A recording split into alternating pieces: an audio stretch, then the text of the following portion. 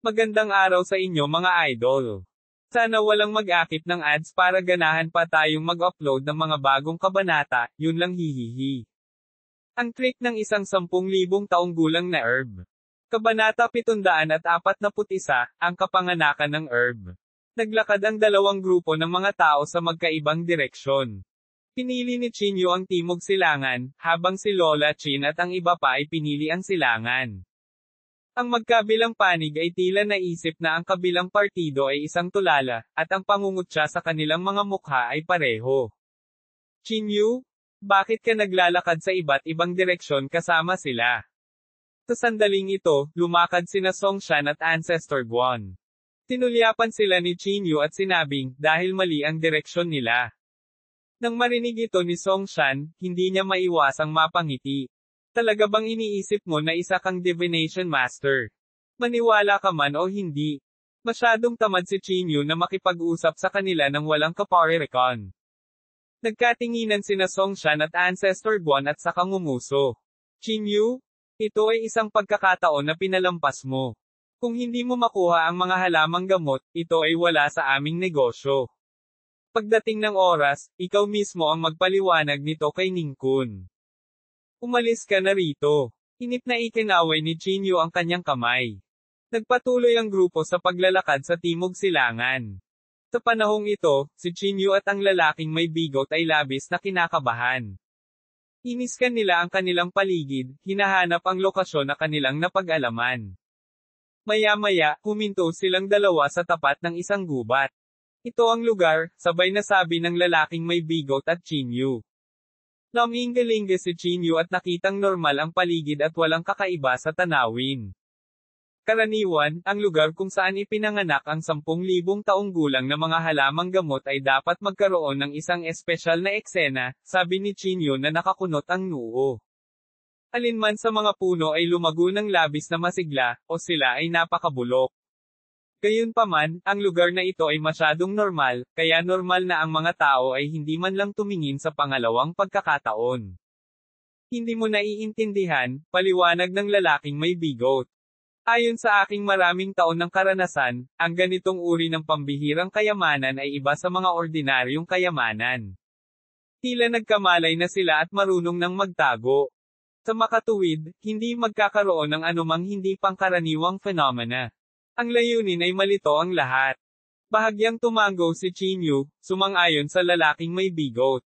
Kung gayon, maghintay ka rito, sabi ni Chinyu. Ang grupo ng higit sa 20 tao ay naghihintay dito para sa pagsilang ng 10,000 taong gulang na mga halamang gamot.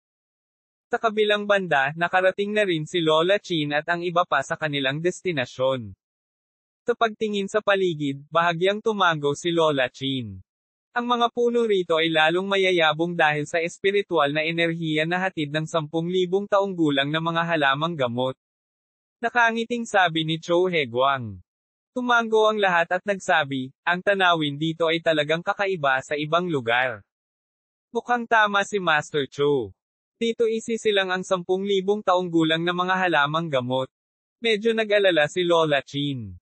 Hindi siya natakot sa paghatol ni Chinyu, ngunit natatakot siya na ang pamilya Tang ay magkaroon ng isang eksperto na gagabay sa kanila at mahanap ang lugar kung saan ipinanganak ang mga halamang gamot. Sa pag-iisip nito, ikinaway ni Lola Chin ang kanyang kamay at tinawag ang isang lalaking nakasuot ng lila. Pumunta sa lugar ni Chinyu at tingnan kung may mga abnormalidad, malamig na sabi ni Lola Chin. Yumuko ang lalaking nakasuot ng lila at sinabing, oo. Pagkatapos, inilabas ng lalaking naka-purple ang kanyang divine sense at natagpuan ang kinaroroonan ni Chinyu. Lumipas ang oras sa bawat minuto. Umupo doon si Chinyu at ang iba pa at nagsimulang mag-chat. Sa sandaling ito, biglang naramdaman ni Chinyu ang pagkislap ng panloob na chi. Bagamat saglit lang ito, hindi pa rin ito makatakas sa matalas na divine sense ni Chinyu. Naghahanap ng impormasyon. Pinaikit ni Chinyu ang kanyang mga mata at hinulaan ang layunin. Siyempre, hindi naman nag-alala si Chinyu. Dahil ang eksena dito ay tila walang anumang espesyal na tampok na pinag-uusapan. Nagtago sa dilim ang lalaking nakasuot ng lila at tumawid sa tanawin. Tapos, huminga siya ng mahina. Kakaiba ang mga halamang gamot dito. Pagkasabi nito, tumalikod ang lalaking nakasuot ng lila at bumalik sa tabi ni Lola Chin. Lola Chin, tumingin na ako doon. Wala doon, sabi ng lalaking naka-purple. Ang eksenang iyon ay sobrang ordinaryo. Walang pagbabago sa espiritual na enerhiya. Parang wala namang signs of treasures. Nang marinig ito, sa wakas ay gumaan ang pakiramdam ni Lola Chin. Mukhang sobra kong tinansya ang pamilya Tang. Pinaikit ni Lola Chin ang kanyang mga mata at sinabi sa mahinang boses. Lumipas ang oras sa bawat minuto, at sa isang kisap mata, tanghali na. Bakit hindi pa lumilitaw ang 10,000 taong gulang na mga halamang ito? Ang lalaking may bigot ay hindi napigil ang magreklamo. Si Chinyu ay hindi nagmamadali. Bahagya niyang ipinikit ang kanyang mga mata at tahimik na sinabi, maghintay pa tayo ng kaunti pa. Ang lalaking may bigot ay balisang kumamaw sa kanyang tenga at pisngi, ngunit walang ibang paraan. Sa sandaling ito, kumalat ang mga alon ng panggamot na halimuyak mula sa posisyon ni Lola Chin. Rumble! Biglang yumanig ang buong lupa. Maraming mga bitek na parang spiderweb ang lumitaw sa harap ng lahat. Malapit nang ipanganak ang mga halamang gamot. Sabi ni Lola Chin na may pagkasabik. Hindi lang si Lola Chin, ngunit ang puso ng lahat ay tumaas. Boom! Nagkaroon na naman ng rumble. Kasunod nito, isang puting ningning ang sumikat sa kalangitan. Maging si Chinyu at ang iba pa ay malinaw na nakikita ang ganoong eksena. Maaaring nasa maling direksyon tayo. Hindi napigilan ng lalaking may bigot na bahagyang sumimangot.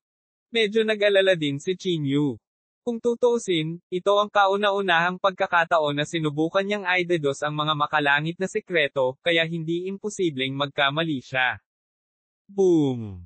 8 ilaw ang kumikislap sa silangan. Pagkatapos, nakakita sila ng parang bombang liwanag na sumabog sa hangin. Mga halamang gamot, pinaikit ni Lola Chin ang kanyang mga mata at tuwang-tuwa. Nang makita ito, lalong natuwa ang mga tao.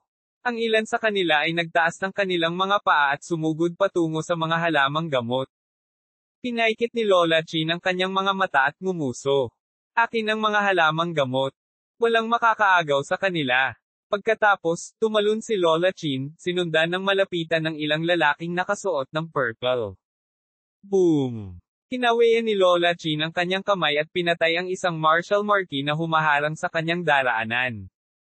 Ang sinumang maglakas loob na makipaglaban sa akin ay isang kaaway ng Jingdu Martial Arts Association. Babala ni Lola Chin. Bahagyang nagbago ang ekspresyon ng bawat isa, at ang ilan ay sumuko na sa mismong lugar. Ang 8 lalaking nakasuot ng kulay ube ay mabilis na nanglamlam, at ang mga kedena ay umalog sa kanilang mga palad.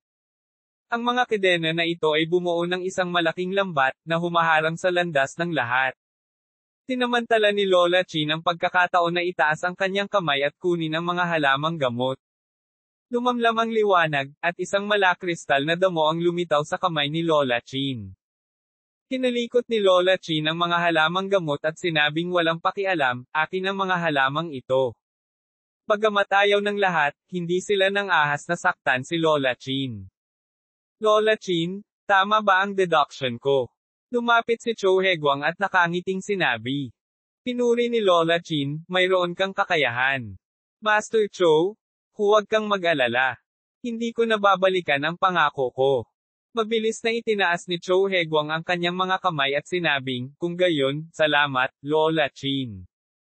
Habang nasa sabik si Lola Chin, isang martial marquee ang biglang lumapit sa gilid. Tiningnan niya ang mga halamang gamot sa kamay ni Lola Chin at kumunat ang noo. Lola Chin, mukhang hindi ito isang 10,000 taong gulang na damo. Tinulyapan siya ni Lola Chin at sinabing, ano ang ibig mong sabihin? That martial marquee said, medyo alam ko rin ang herbs. Ayon sa aking karanasan, ito ay hindi isang 10,000 taong gulang na damo, ngunit isang 5,000 taong gulang na damo. Kabanata 742, ang trick ng isang 10,000 taong gulang na herb. Nilero ni Lola Chin ang halamang gamot at hindi naiwasang sumimangot. 5,000 taong gulang na damo. Hindi ba't sinabi nila na ipinanganak ang isang 10,000 taong gulang na damo? Lola Chin, ito ay tila isang 5,000 taong gulang na damo. May umakbay at nagsabi. Oo, ayon sa aking karanasan, ito ay tila hindi isang 10,000 taong gulang na damo. Lalong kumunat ang noo ni Lola Chin nang marinig niya ang mga salita ng lahat. Ayon sa kanyang sariling karanasan, ito ay talagang hindi isang 10,000 taong gulang na damo. Gayunpaman, ayon sa impormasyong natanggap niya, ito ay talagang isang 10,000 taong gulang na damo na ipanganak ngayon. Maaaring mali ang impormasyong natanggap ko. Kumunat ang noo ni Lola Chin at nagtanong. Sinabi ni Cho Hegwang sa malalim na boses, Lola Chin, marami sa mga impormasyon ay hindi masyadong tumpak. Marahil ay may naghalo ng 5,000 taong gulang na damo sa 10,000 taong gulang na halamang gamot. Bahagyang pinaikit ni Lola Chin ang kanyang mga mata. Nag-isip siya sandali at sinabing, maghintay ka rito. Naghintay dito si Lola Chin kasama ang 8 lalaking nakasuot ng lila. Matagal siyang hindi umalis. Mahigit kalahating oras ay tahimik pa rin ang lugar at walang kaguluhan. Mukhang mali talaga ang impormasyon. Tumayo si Lola Chin mula sa lupa. Inalis niya ang 5,000 taong gulang na damo at sinabi sa mahinang boses, talagang hindi sulit ang pag-aaksaya ng napakaraming lakas tao para sa isang 5,000 taong gulang na damo. Oo, napakarami sa atin ang pumunta dito at wala man lang nakuha, tinuro ng isang nasa gilid ang puno ng mulberry at nagmura. Tinulyapan siya ni Lola Chin at ngumuso. Walang makakaagaw sa gusto ng Jingdo Martial Arts Association. Bagamat hindi masaya ang lahat, may kabuluhan ang mga salita ni Lola Chin.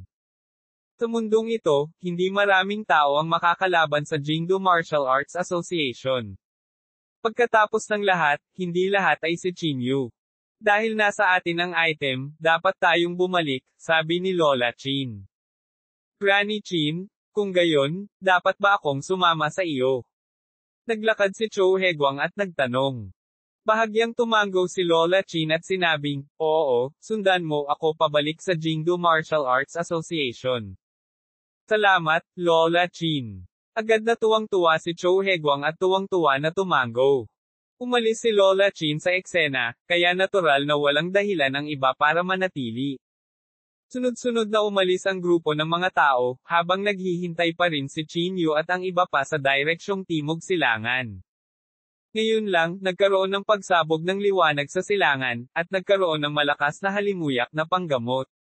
Baka may problema sa deduction natin. Hindi mapigilan ni Chin Yu na sumimangot. Hapon na noon, ngunit ang tinatawag na 10,000 taong gulang na damo ay hindi pa rin nagpakita ng mga palatandaan ng pagsilang. Dahil dito, walang choice ang mga tao kundi ang maghinala dito. Maghintay pa tayo ng kaunti pa. Nakasimangot na sabi ng lalaking may bigot. Walang sinabi si Chin Yu. Kaya lang niyang ipagpatuloy ang paghihintay dito. Sa sandaling ito, lumakad si Lola Chin mula sa hindi kalayuan kasama ang kanyang mga tao. Nang makita si Lola Chin, bahagyang kumunat ang noo ni Chin Yu at walang malay na tumayo. Sumulyap si Lola Chin kay Chin Yu at hindi maiwasang matawa, nakuha na ang damo. Ano pang hinihintay mo? Nakuha na ba ang damo? Nang marinig ito, ang ekspresyon ni Chin Yu ay hindi maiwasang magbago ng bahagya. Walang sinabi si Lola Chin ng buong pagmamalaki ni Cho Hegwang, tama. Hindi ba kayo naniwala sa deduction ko? Sa huli, tunay na lumitaw ang damo sa silangan. Sa kabilang banda, wala kayong nakita ni isang bagay, tama ba? Nang marinig ang pangungutya ni Cho Hegwang, hindi maiwasan ni Chin Yu at ng lalaking may bigot na tumingin sa isa't isa. Hindi kaya, mali talaga ang deduction. Hehe, mukhang hindi kayang gumawa ng kayamanan ang lugar na ito kahit anong tingin mo dito.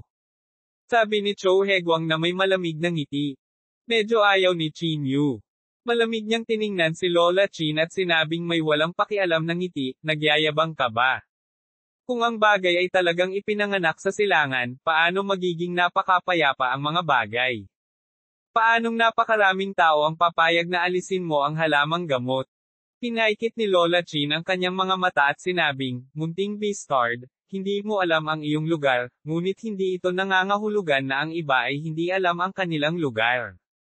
Sino ang mangangahas na mangagaw ng isang bagay na gusto ng Jingdu Martial Arts Association?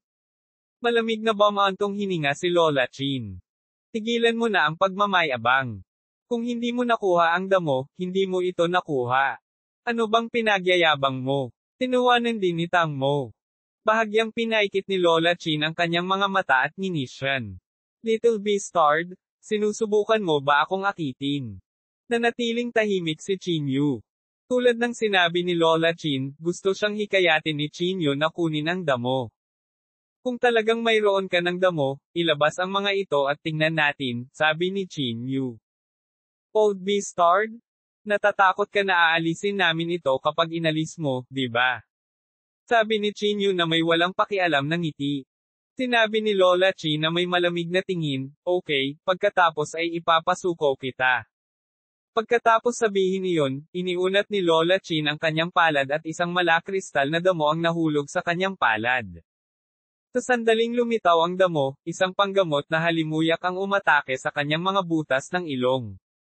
Tinitigan ni Chin Yu ang damo at agad na kumunat ang kanyang mga kilay. Hindi, ito ay malinaw na 5,000 taong gulang na damo, naisip ni Chin Yu sa kanyang sarili. Bilang isang apothecary, si Chin Yu ay likas na sensitibo sa edad ng halamang gamot.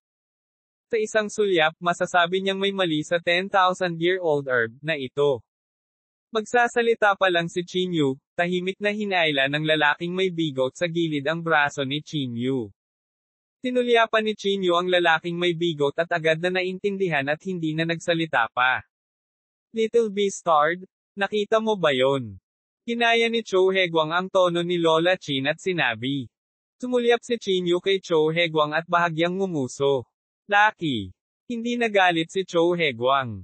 Sa halip, medyo proud niyang sinabi, Little Beastard, naglalakas loob ka pa ring pagdudahan ang aking deductive ability. Anong biro? Hindi na mapakali si Chin Yu kay Cho Hegwang, kaya lumipat siya sa gilid. Chin Yu? Huwag kalimutan ang kasunduan sa pagitan mo at sa akin sa kalahating buwan, madilim na sabi ni Lola Chin. Pagkatapos niyang sabihin ito, umalis siya kasama ang kanyang mga tao. Pagkaalis ni Lola Chin, tiningnan ni Chin Yu ang lalaking may bigot. Anong nangyayari? Ang hawak niya ay malinaw na 5,000 taong gulang na damo. Ito ay hindi isang 10,000 taong gulang na halamang gamot, sabi ni Chin Yu na nakakunot ang noo. Nakangiting sabi ng lalaking may bigot, to be honest, I was also wondering kung may problema ba sa deduction natin ngayon lang. Ngunit pagkatapos makita ang damo sa kanyang kamay, binitawan ko ang ideya. Medyo natarante si Chin Yu at nagtanong, ano ang ibig mong sabihin? Sinabi ng lalaking may bigot, para sa mga halamang gamot, ang 10,000 taon ay isang watershed. Kapag naabot na ang nakapagpapagaling na epekto ng 10,000 taon, maaaring itong ituring bilang isang nangungunang damo, at ito ay bubuo ng katalinuhan. Maraming 10,000 taong gulang na mga halamang gamot ang gagawa ng isang serye ng mga hakbang upang maiwasang mahuli kapag sila ay ipinanganak. Sa pagsasalita hanggang sa puntong ito, tila may naintindihan si Chin Yu. Sinabi niya sa malalim na boses, sa madaling salita, ang 5,000 taong gulang na damong iyon ay isang panlilinlang upang sadyang makaakit ng atensyon. Tama iyan. Tumango ang lalaking may bigot. Gumamit ito ng 5,000 taong gulang na damo upang maakit ang atensyon ng lahat upang itago ang sarili. Agad na nagulat si Chin Yu. Ang mga halamang gamot na ito ay maaaring talagang napakaplano. Ulalas ni Chin Yu. Umiling ang lalaking may bigot at sinabing, hindi ito pakana. Sa madaling salita, ito ay isang likas na batas ng pagsilang ng 10,000 taong gulang na damo. Hintayin mo na lang. Siguradong isisilang dito ang isang 10,000 taong gulang na damo. Kabanata 743, ang herb ay akin. Naunawaan ni Chin Yu ang kahulugan ng lalaking may bigot. Ang pagsilang ng 10,000 taong gulang na damo ay iba sa pagsilang ng iba pang mga kayamanan. Hindi lamang ito maghahayag ng maaga ng anumang mga pangyayari sa pagyanig ng lupa, ngunit ito rin ay magiging napakababang profile upang masakop ang mga track nito. Umupo doon si Chin Yu at tahimik na naghintay. Inilabas niya ang kanyang divine sense upang takpan ang kanyang paligid, natatakot na baka makaligtaan siya ng anumang paggalaw. Mahigit 20 martial marquises na dinala ni Tang Mo ang nagbantay sa paligid, na pinipigilan ng sinuman na lumapit upang agawin ito. Lumipas ang oras. Sa isang kisap mata, 2 oras na ang lumipas. Sa oras na ito, unti-unting nagdilim ang langit, ngunit ang 10,000 taong gulang na damo ay hindi pa rin nagpakita ng mga palatandaan ng pagkakaroon. Talaga bang may mali sa deduction mo? Sa oras na ito, kahit si Tang Mo ay hindi maiwasang makaramdam ng kaunting pagkabalisa. Mapait na ngumiti si Qin Yu at sinabing, hindi dapat. Ang tagal na naming naghintay. Hindi pa huli ang lahat ngayon. Inilahad ni Tang Mo ang kanyang mga kamay at sinabing, sige, maghihintay ako sa iyo. Boom! Bago nawala ang boses ni Tang Mo, biglang bumagsak ang kulog mula sa langit. Ang kidlat na ito ay masasabing nakakasira ng lupa. Direkta itong nabasag sa harap ng lahat. Pinalipad pa ng malakas na puwersa ang lahat. Umanda ka. Malapit nang ipanganak ang damo. Si Qin Yu ay nagmamadaling tumayo at tinitigan ang kidlat na ito. Tumangala siya at nakita ang madilim na ulap sa langit. Ang mga sinag ng Asher na liwanag ay namumuo sa madilim na ulap. Rumble. Sa sandaling ito, nagsimula na ring tumunog ang lupa, na parang may mahuhukay. Pinigilan ni Qin Yu ang pananabik sa kanyang puso. Hindi gumagalaw ang kanyang mga mata.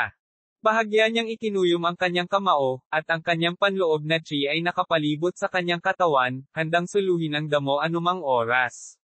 Sa kabilang side, si Lola Qin at ang iba ay nagpaplanong umalis sa Tang City at bumalik sa Jingdo. Sa restaurant ng airport, kumakain si Lola Qin. Sumunod si Cho Hegwang sa kanyang tabi, patuloy na niloloko siya. Sa sandaling ito, isang kulog na nanginginig sa langit ang biglang kumislap sa labas. Ang malakas na tunog ay naging dahilan ng pagbuzz ng airport. Uulan ba? Nagtatakang tanong ni Cho Hegwang. Bago pa niya matapos ang sasabihin ay may narinig siyang boses mula sa airport. Sinabi nito na dahil sa lagay ng panahon, maaantala ang paglipad, at ang eksaktong oras ay iaanunsyo. Nang marinig ito, lalo pang sumimangot si Lola Qin. Maganda ang panahon, bakit biglang kumulog? Ibinaba ni Lola Qin ang mga chopstick sa kanyang kamay at tumingin sa langit. Puntong hininga, ang panahon sa Tang City ay ganito. Hindi sumang-ayon si Cho Hegwang. Nanatiling tahimik si Lola Qin. Tumalikod na siya at naglakad palabas ng airport. Itinaas niya ang kanyang ulo at tumingin sa direksyon kung saan sumabog ang Heavenly Thunder. Yung direksyon, parang ang direksyon kung nasaan si Qin Yu. Napakunot ng noo si Lola Qin. Bigla siyang nagkaroon ng masamang premonition sa kanyang puso. Lola Qin, masyado kang nag-aalala. Ito ay isang normal na pagbabago lamang sa panahon. Si Cho Hegwang ay wala pa ring napagtanto. Boom! Isa pang kidlat ang tumama. Kasunod nito, ang madilim na ulap ay naging 7 kulay. Ito ay lubhang nakasisilaw. Saglit, inilabas ng lahat ang kanilang mga telepono at gustong kunan ng litrato ang kakaibang eksenang ito. 7 kulay na mapalad na ulap, ang tanda ng pagsilang ng isang kayamanan. Ay hindi. Biglang may napagtanto si Lola Qin. Maaaring mali talaga ang pagbabawas ni Cho Hegwang. Lola Qin, hindi ito 7 kulay na mapalad na ulap. Napagtanto din ni Cho Hegwang na may mali at mabilis na nagpaliwanag. Malamig na tiningnan ni Lola Qin si Cho Hegwang at sinabing, aayusin ko ang score sa iyo mamaya. Pagkatapos sabihin ito, tumingin si Lola Qin sa maraming lalaking nakasuot ng lila at sumigaw, lahat, sundan mo, ako. Ang grupo ng mga tao ay nagmamadaling umalis sa airport at nagmamadaling pumunta sa direksyon ni Qin Yu. Hindi lang si Lola Qin. Napansin din ng ibang martial marquises ang kakaibang fenomeno na ito. Dapat umalis na si Lola Qin sa Tang City. Baka magkaroon ako ng chance. Naisip ng ilang martial marquises sa kanilang sarili. Kaya, maraming martial marquis ang sumugod patungo sa direksyon ni Qin Yu. Tuldok.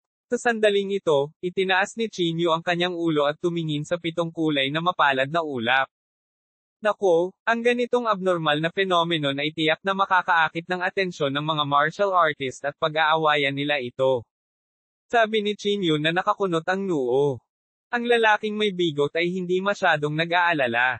Nakangiti niyang sabi, huwag kang mag-alala, napakabilis ng paglitaw ng 10,000 taong gulang na damo. Hindi ito magtitimpla ng masyadong mahaba. Naniniwala ako na bago sila magmadali, makukuha natin itong panggamot na halamang gamot. Kahit na ganoon ang nangyari, medyo nag-aalala pa rin si Chinyu. Kung mayroong isang nangungunang antas ng martial marquee sa malapit, isang mahusay na labanan ang mangyayari. Young Master Tang, nasa iyo ang lahat, sabi ni Chinyu. Tinapik ni Tang Mo ang kanyang dibdib at sinabing, huwag kang mag-alala. Sa sandaling ito, isang napakasilaw na liwanag ang biglang kumislap sa hangin. Pagkatapos, mahinang nakikita ng isa ang paglitaw ng damo sa loob ng liwanag.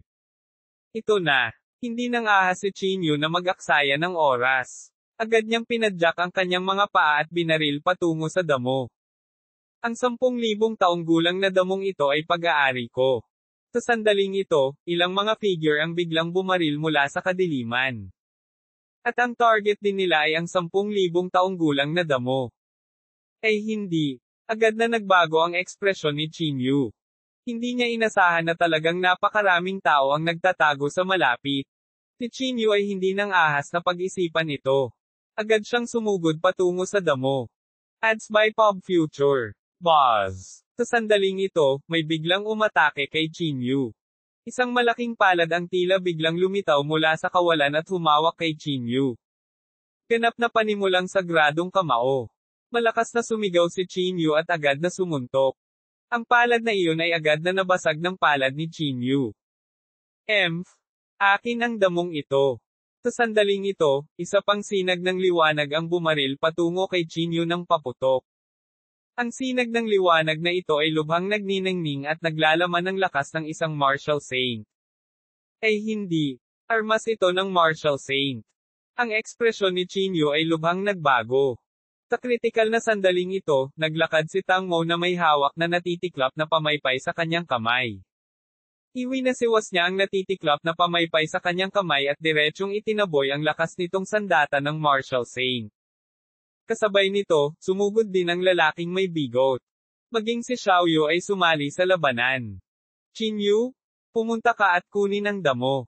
Ipaubaya sa amin ang natitira, sabi ni Tang Mo. Tumango si Chinyu at sinabing, salamat. Sa tulong ng lahat, agad na nabawasan ang pressure ni Chinyu. Ginamit niya ang lahat ng kanyang lakas at bumaril patungo sa damo. Swoosh! Sa ilalim ng mga paa ni Chinyu, ang ilang sinag ng liwanag na tila mga galame ay biglang sumambulat at pumulupot sa mga binti ni Chinyu. Chila! Sa sandaling ito, isang matalim na talim ang biglang lumitaw sa lalaking may kamay ng bigot at direktang pinutol ang mga galame na ito. Inutusan pa ni Tang Mo ang mahigit 20 martial marquises na gawin ang kanilang makakaya para pigilan ang karamihan sa unang hakbang. Si Chinyu ay nakatitig sa sinag ng liwanag. Iniunat niya ang palad niya at nag-aalalang hinawakan iyon. 5 hakbang na lang ang layo niya, 3 hakbang, 1 hakbang. Nakuha ko. Nang iabot ang kamay ni Chinyu, isang malaking kamay ang biglang lumitaw at hinawakan ang 10,000 taong gulang na damo. Agad na nagbago ang ekspresyon ni Chinyu. Tumangala siya at nakita niya ang isang lalaking nakaitim na roba na nakatayo sa harapan niya. Parang biglang lumitaw ang kanyang figure. Maliwanag, gumamit siya ng ilang spatial spell. Ikaw kasi. Nang makita niya ang taong nasa harapan niya, agad na nagbago ang ekspresyon ni Chinyu. Kabanata 744, mga herbs sa kamay. Ang taong ito ay nakasuot ng itim na roba, at may masamang panloob na chi sa paligid niya. At ang mukha na nakatago sa ilalim ng kanyang itim na damit ay walang iba kundi si Hiteng. Chinyu, sa tingin mo ikaw lang ang makakakuha ng balita. Malungkot na sabi ni Hiteng. Medyo pangit ang ekspresyon ni Chinyu. Huminga siya ng malalim at sinabing, Hiteng, hindi ka ba nagpunta sa Mystic Realm? Bakit ka nandito? Bahagyang sumagot si Hiteng at sinabing, para sa 10,000 taong gulang na damong ito, ano ang malaking bagay sa pagsuko sa Mystic Realm?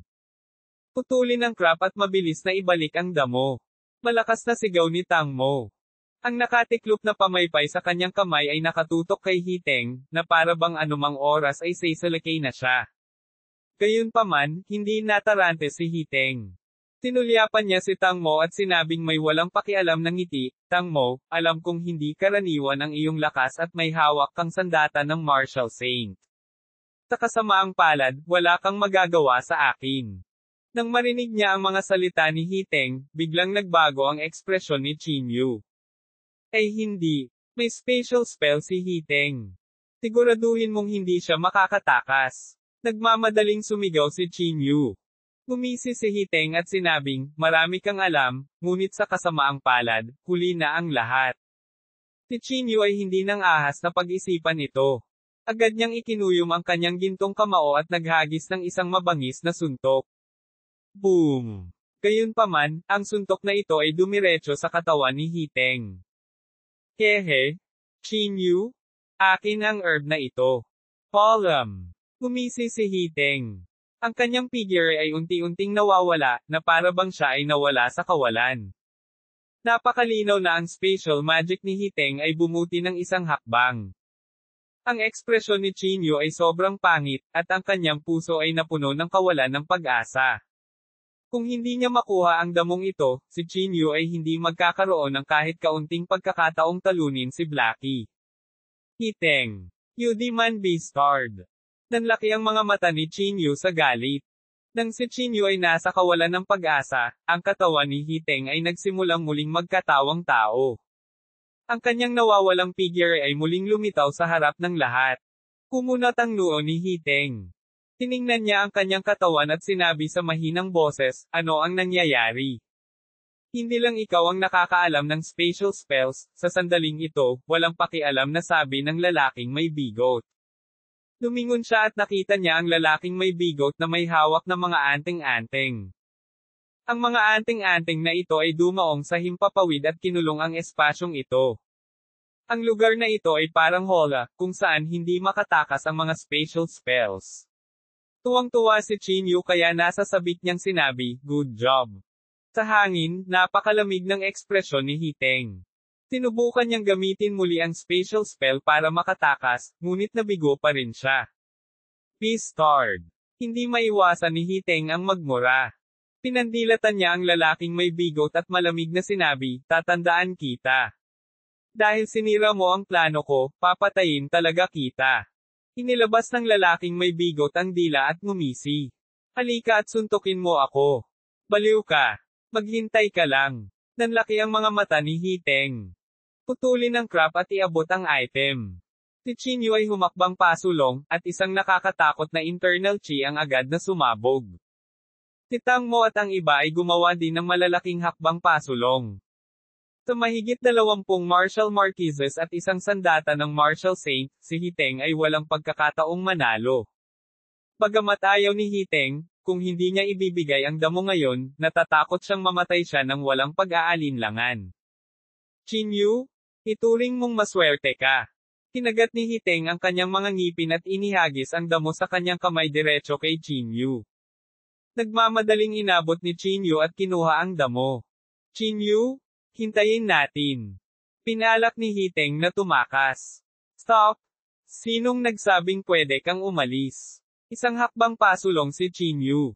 Naging malamig ang ekspresyon ni Hiteng habang sinabi niya, "Qin Yu, huwag masyadong lumayo.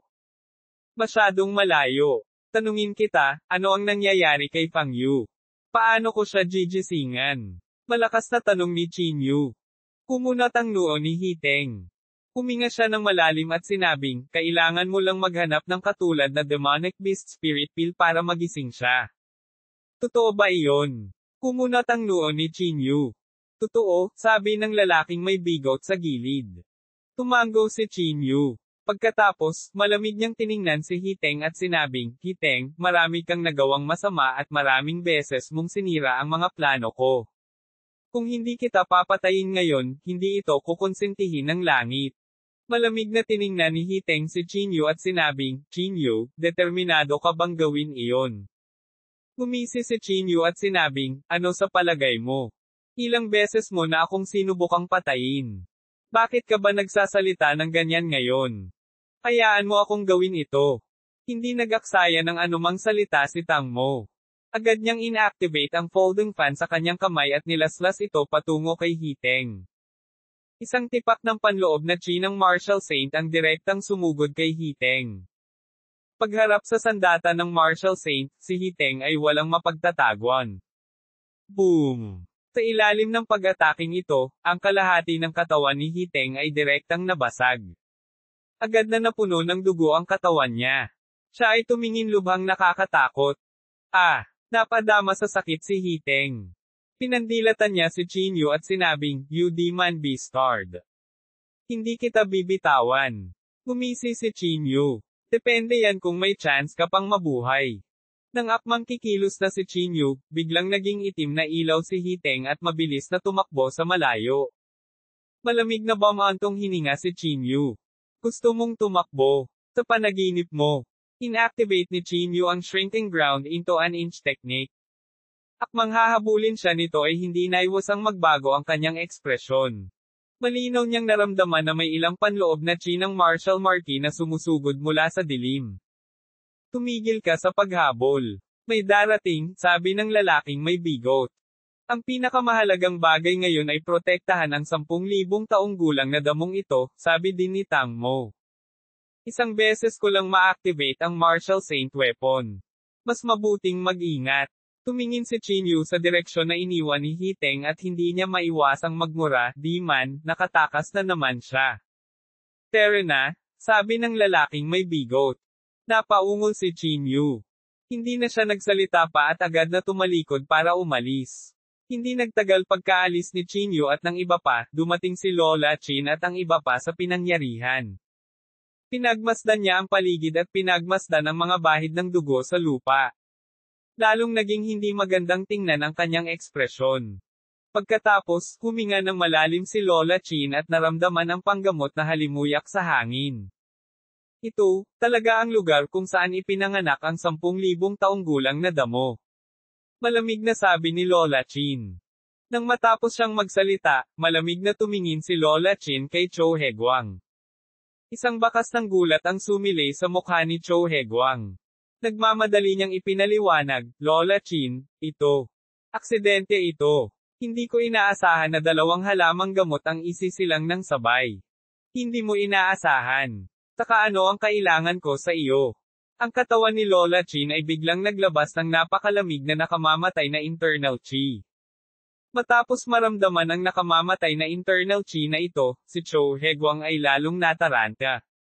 Sabi niya sa nanginginig na boses, "Lola Chin. Lola Chin, kahit wala akong masyadong naiambag, nagsumikap pa rin ako. Kahit papaano nakatulong ako sa iyo na makahanap ng 5,000 taong gulang na damo. Nagtrabaho ng husto. Dahil sa iyo na-miss ko ang 10,000 taong gulang na damong ito. You man bastard." Ang malungkot na boses ni Lola Chin ay kumalat sa paligid. Kabanata 745, Lola Chin vs Tang Sheng. Ang panaghoy ay nagbigay sa mga tao ng goosebumps sa lahat.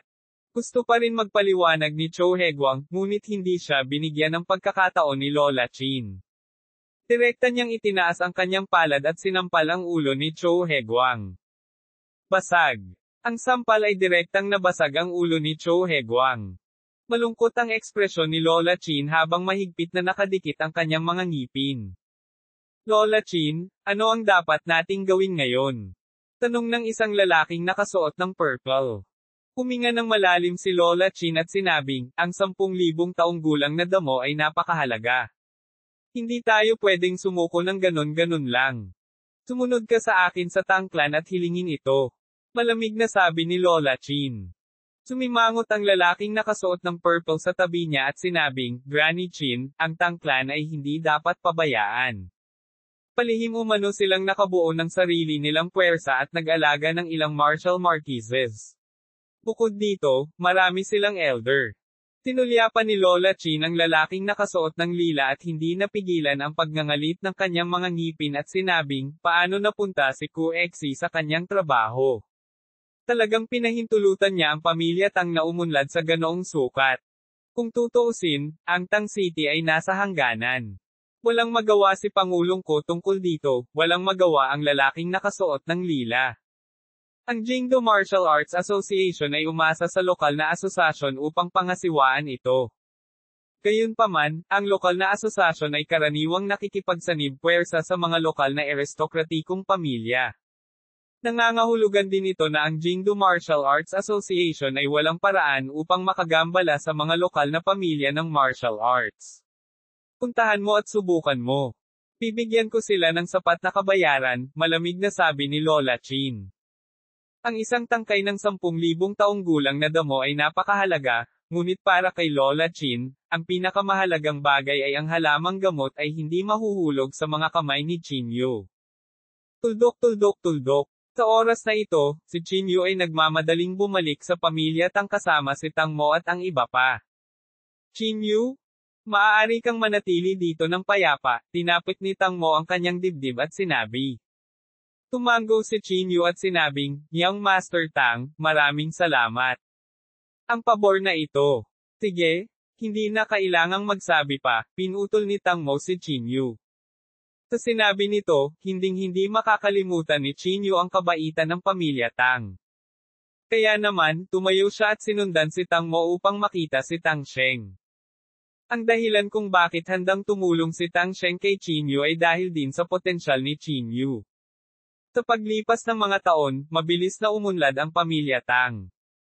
Umaasa sa kanilang sariling lakas, patuloy nilang pinalawak ang kanilang sariling puwersa. Si Tang Sheng ay namuhunan sa hindi mabilang na mga martial artist, at ang mga taong ito ay pawang mga taong may malaking potensyal. Hanggat ang isa sa kanila ay may mga pambihirang tagumpay, ang pamilya Tang ay hindi babagsak sa loob ng mga dekada. Kailangang sabihin na bagaman walang kabuluhan si Tang Sheng, matalas din siya. Mr. Tang, sa palagay ko ay tiyak na pupunta si Lola Chin sa pamilya Tang para hilingin ito, sabi ni Chinyu na may kaunting pag-aalala. Kinawian ni Tang Sheng ang kanyang kamay at sinabing, huwag kang mag-alala. Dahil nangako ako sa'yo, hindi na ako babalik sa sinabi ko. Yumuko si Chinyu at sinabing, maraming salamat, Mr. Tang. Pagkasabi niya noon ay may tumakbo mula sa labas. Kuro, may isang tao na tumatawag sa kanyang sarili na Lola Chin na gustong makita ka, sabi ng attendant na nakayuko. Napakabilis nilang dumating, hindi napigilan ni Tang Mo ang nguso sa gilid. Ngumiti si Tang Sheng at sinabing, papasukin sila. Gusto ko ring makita si Lola Chin. Ads by Pop Future. Makalipas ang ilang minuto, pumasok si Lola Chin kasama ang 8 lalaking nakasuot ng lila. Nang makita ni Lola Chin si Chinyu na nakaupo sa bulwagan, ang kanyang ekspresyon ay agad na naging malamig. Malamig na bumantong hininga si Lola Chin at pagkatapos ay umupo sa tapat ni Chinyu. Para naman sa 8 lalaking nakasuot ng lila, tumayo sila sa likod ni Lola Chin. Tumangala si Lola Chin kay Tang Sheng at sinabing, Mr. Tang, mangyaring iwanan si Chinyu sa amin. Tiyak na maaalala ng Jingdo Martial Arts Association ang iyong pabor. Hindi pinansin ni Tang Sheng ang kanyang mga salita at sinabing, ikaw ba ang Lola Chin na iyon? Sinabi ni Lola Chin, oo, isa ako sa mga tunay na may hawak ng kapangyarihan ng Jingdo Martial Arts Association. Gumisi si Tang Sheng. Ikaw ang minamaliit ng pamilya Tang. Tinawag mong unggoy ang pamilyang Tang. Nagbago ang ekspresyon ni Lola Chin. Malamig siyang tumingin kay Chinyu at sinabing, ito ay isang bitag na ginawa ng Beastard na si Chinyu. F6. Nagmura si Tang Mo. Marunong ka talagang umarte. Kung hindi ko lang nasaksihan ng personal, talagang niloko mo ako. Naging malamig ang ekspresyon ni Lola Chin. Bilang isang big shot ng Jingdo Martial Arts Association, kailan siya nakaranas ng ganitong kahihiyan? Paano kung nakaharap siya sa isang lokal na Panginoon? Imposible lang na ibaba niya ang ulo niya. Mr. Tang, alam ko na ang pamilya Tang ay may malaking kapangyarihan sa lokal na lugar, ngunit kailangan kong ipaalala sa iyo na ang Jingdo Martial Arts Association ay ang opisyal na organisasyon ng martial arts world, malamig na sabi ni Lola Chin. Kung handa kang ibigay sa akin si Chinyu, maaari kong hayaan ang pamilyang Tang na maging pangulo ng samahan ng Tang City. Ang martial arts world ng Tang City ay ibibigay sa iyo. Kung hindi, ang pamilya Tang ay magiging kalaban natin. Nagbanta at nang-engganyo si Lola Chin, ngunit ang kanyang poster ay mataas at malakas pa rin. Hindi mapigilan ni Tang Sheng na mapangiti. Sa tingin mo ba ay natatakot ang pamilya Tang? Ang pamilyang Tang ay namumuno sa Tang City ng higit sa 500 taon, kaya paano ako matatakot sa iyo? Nang marinig ito, muling sumimangot si Lola Chin. Higit sa 500 taon. Sa madaling salita, ang pamilya Tang ay isang martial arts aristokratikong pamilya na may malalim na pamana. Hindi nakakagulat na mayroon silang napakaraming mapagkukunan. Habang siya ay nagulat, isang bakas ng kasakiman ang lumitaw din sa puso ni Lola Chin. Gaano karaming mga mapagkukunan ang mayroon ng isang 500 taong gulang na aristokratikong pamilya? Paano maaaring hindi makaligtaan ng Jingdo Martial Arts Association ang gayong mapagkukunan? Mr. Tang, sigurado ka bang hindi ka papayag? Dahan daw ang bumangon si Lola Chin. Gumisi si Tang Sheng. Ang dahilan kung bakit ako pumayag na makita ka ay dahil gusto kong makita kung gaano kayabang. Kung gayon, itinaas ni Lola Chin ang kanyang nangungunot na kamay at pumalakpak. Hayaan mong sabihin ko sa iyo ang isang bagay. Ano man ang uri ng mga mapagkukunan na mayroon ka, hindi ito nagkakahalaga ng pagbanggit sa harap ng Jingdo Martial Arts Association. Gusto kong makita kung hanggang kailan maaaring maging mayabang ang pamilya Tang. Pagkasabi nito, tumayo si Lola Chin at umalis. Hindi siya pinigilan ni Tang Sheng. Pinagmamasdan niya ang likod ni Lola Chin habang paalis ito at hindi niya maiwasang mapaungol ng malamig.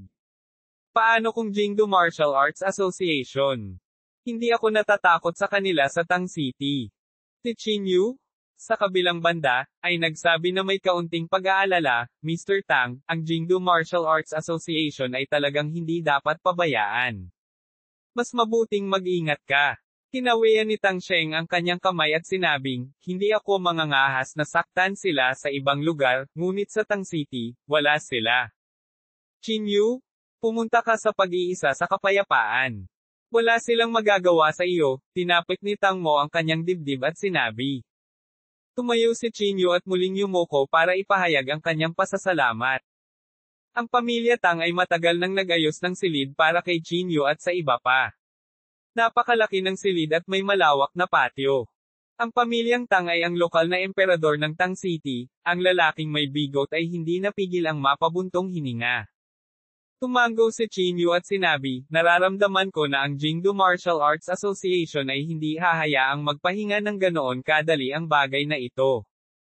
Kinagat ng lalaking may bigot ang kanyang mga labi at sinabing, huwag kang masyadong mag-alala. Dahil ang pamilya Tang ay pumasok na para tumulong, walang silbi ang pagsisisi. Napaungol si Chin Yu bilang pasasalamat. Pagkatapos, tumingin siya sa lalaking may bigot at nakangiting sinabi, may utang din ako sa iyo. Maraming pabor ang utang mo sa akin, ang lalaking may bigot ay inilibot ang kanyang mga mata at sinabi. Tuldok tuldok tuldok. Granny Chin, ang pamilya Tang ay napakamayabang. Hahayaan na lang ba natin ng ganito? Nakakunot ang noo na tanong ng isang lalaking nakakulong kulay lila. Sabi ni Lola Chin na may pagtatampo, hayaan mo na. Interesado ako sa mga mapagkukunan ng pamilya Tang. Pagkatapos nito, mag-a-apply ako sa mga nakatataas para lipulin ang pamilya Tang. Kabanata 746, Pagbagsak. Walang nakakaalam kung anong uri ng kapangyarihan ang taglay ng Jingdo Martial Arts Association. Ngunit ang bawat isa ay may iisang pagkakaunawaan. Sa mga tuntunin ng kapangyarihang militar lamang, walang sino man ang maaaring maihambing sa Jingdo Martial Arts Association, kahit na ang mga pangunahing pamilya ng Jingdo. At ang dahilan kung bakit natatakot ang Jingdo Martial Arts Association sa mga pangunahing pamilya ng Jingdo ay dahil lamang sa kanilang kapital at koneksyon. Tuldok tuldok tuldok. Si Chin Yu, lalaking may bigot, at ang iba ay pansamantalang nanatili sa tahanan ng pamilyang Tang. Sa tulong ng pamilyang Tang, maaaring linangin ni Chin Yu ang pag-iisa sa kapayapaan. Sa paligid ng patio ay isang desyerto na kagubatan sa bundok. Ang kagubatan sa bundok ay walang katulad na tahimik. Maya't maya'y dumaan ang simoy ng hangin, at ang mga dahon ay kumakaluskos. Kinuha ni Chinyu ang Ice Heart Lake mula sa kanyang special magic artifact at inilagay ang 10,000 taong gulang na damong ito sa kanyang harapan. Matagal ko na itong pinipigilan. Ngayon, gamit ang 10,000 taong gulang na damong ito, maaari kong subukang direktang pumasok sa huling yugto ng Martial Marquee Realm, sabi ni Chinyu sa malalim na boses. Matapos ang napakaraming karanasan, unti-unting naunawaan ni Chinyu na ang espiritual na enerhiya na kailangan niya para sa paglilinang ay tila higit pa kaysa sa iba. Sa makatuwid, kahit na may napakaraming kayamanan, hindi nang ahas si Chinyu na humingi ng labis. Mas mabuting gamitin itong 10,000 taong gulang na damong ito upang pinuhin ang mga table tasks, naisip ni Chinyu sa kanyang sarili. Sa isang pag-iisip, isang medicinal cauldron na may nakaukit na estatwa ng dragon ang dumapo sa kanyang harapan. Ang medicinal cauldron na ito ay ibinigay kay Chinyu ng Pavilion Master noon. Ang isang 10,000 taong gulang na damo, ay maaaring gamitin upang pinuhin ang mga divine rank na table task kahit papaano, sabi ni Chinyu sa mahinang boses. Pumikit siya at nagsimulang maghanap ng formula ng tableta. Pagkalipas ng ilang minuto, nag-lock si Chinyu sa formula ng tableta na tinatawag na Purple Gold Pill. Ang ganitong uri ng tableta ay maaaring mapakinabangan ang espiritual na enerhiya ng damo at matiyak ang pagkakatugma sa pagitan ng espiritual na enerhiya at ng katawan ng tao. Ang isang 10,000 taong gulang na damo ay maaaring pinuhin ang hindi bababa sa 10 Purple Gold Pills, naisip ni Chinyu sa kanyang sarili. Inilagay niya ang 10,000 taong gulang na damo sa kaldero, at pagkatapos ay isang lilang espiritual na apoy ang nagliwanag sa kanyang palad. Pinitik ni Chinyu ang kanyang daliri at itinapon ang apoy sa kaldero. Sa isang sandali, ang kaldero ay nagliliyab sa apoy. Ipinikit ni Chinyu ang kanyang mga mata, pinipigilan ang kanyang hininga, at kinokontrol ang apoy, itinoon ang lahat ng kanyang espiritual na kahulugan sa mga table tasks na nagpapadalisay. Sa ilalim ng paghihimok ng espiritual na apoy, ang 10,000 taong gulang na damo ay nagsimulang matuno ng paunti-unti bago naging katas na panggamot. Ang masaganang medicinal juice ay nagdala ng mga alon ng nakakapreskong panloob na chi. Ang halimuyak na ito ay nakalock sa kaldero upang maiwasang mawala ang bisa ng panggamot. Sa isang kisap mata, 3 araw na ang lumipas. Makalipas ang 3 araw, isang kakaibang kababalaghan ang biglang kumislap sa kalangitan. Sunod-sunod ang kakaibang ulap na nakasabit sa kalangitan. Ang pill cloud ay nagkaroon na ng hugis, hindi napigil ang bomb-ulong ni Tang Sheng mula sa pamilyang Tang. Wow! Ang ganda talaga! Hindi pa ako nakakita ng ganito kagandang pill cloud. Kulat na sabi ni Tang Mo. Ang Tang clan ay nagpalaki ng maraming alchemist. Na-refine na rin nila ang mga medicinal pill noon, ngunit ang ganitong uri ng pill cloud ay hindi kailanman lumitaw. Nagtaas din ng ulo ang lalaking may bigot para tumingin sa langit. Pinaikit niya ang kanyang mga mata at sinabi sa malalim na boses, mula sa pill cloud na ito ay tanda ng pagsilang ng isang divine rank medicinal pill. Sa buong mundo, walang gaanong tao ang maaaring magpino ng isang divine rank medicinal pill. Kahit na sa kilalang Divine Alchemist Pavilion, hindi maraming tao ang makakapagpino ng isang divine rank medicinal pill. Swoosh! Sa sandaling ito, ang pill cloud sa kalangitan ay biglang natagos ng ilang parang bala ng mga sinag ng liwanag. Kaagad pagkatapos, isang gintong figure ang pumailanglang sa langit. Gamit ang isang kaway ng kanyang malaking kamay, ang gininto ang palad ay agad na nabura ang kalangitan at tinakpan ang araw. Swoosh! Umabot ang palad ng 12 metro at hinawakan ang tableta sa kanyang kamay. Ang pill cloud sa langit ay ganap ding nagkalat. Pinuksan ni Chinyu ang kanyang palad at tiningnan ang ilang mga table tasks sa kanyang kamay.